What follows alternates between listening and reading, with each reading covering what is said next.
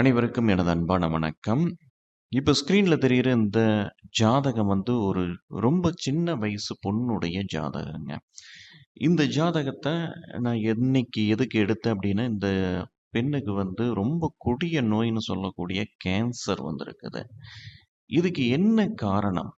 இந்த பொண்ணு சிம்ம லக்னம், மேச ராசி, அஸ்வினி 1ஆம் பாதத்துல பிறந்த ஜாதகம். பிறந்ததிலிருந்து கேது திசை 7 வருஷம் நல்ல விதமா தான் போச்சு. எந்த விதத்திலயும் குறை இல்ல.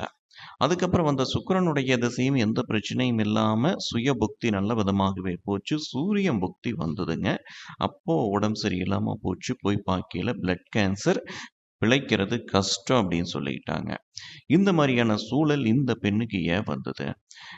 சிம்ம லக்னத்துக்கு சுக்கிரன் ஒண்ணும் 3 10க்கு அதிபதி தான். 3ஆம் அதிபதி மாரகாதிபதி தான். ஆனா பெரிய கொடிய நோயை தரக்கூடிய பாதகாதிபதி கிடையாது. மாரகாதிபதி தான்.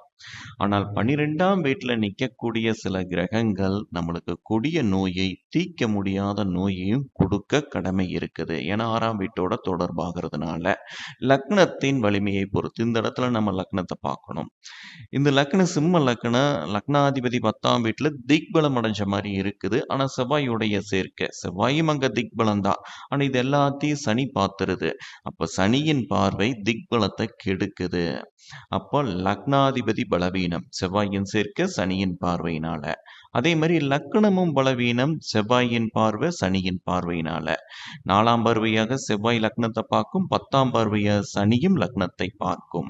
அப்போ 12ஆம் வீட்டில் நின்ன அந்த மாரகாதிபதி 6ஆம் வீட்டோட தொடர்பாகிறதுனால கொடிய நோயை கொடுத்தது. அதுவும் லக்னாதிபதி புக்தி இல்லை. ஆனா ஆயுளுக்கு பங்கம் வருமா? மருத்துவர் சொல்ற மாதிரி வராது. ஏன்னா அட்டமாதிபதி இங்க உச்சம். அட்டமாதிபதி குரு உச்ச பலம் பெறதுனால கண்டிப்பாக ஆயுள் பங்கம் வராது. இன்னும் உயிரோட தான் இருக்கிறாங்க. உயிரோட இருப்பாங்க. ஏதோ ஒரு வழியில ட்ரீட்மெண்ட்ல இவங்க சரியாயிருவாங்க. சரியாக நாமளும் கடவுளை வேண்டிக்குவோம். இது போன்ற ஜோதிட தகவல்களுக்கு பிளானட் டாக்கீஸை ஃபாலோ பண்ணுங்க. நன்றி, வணக்கம்.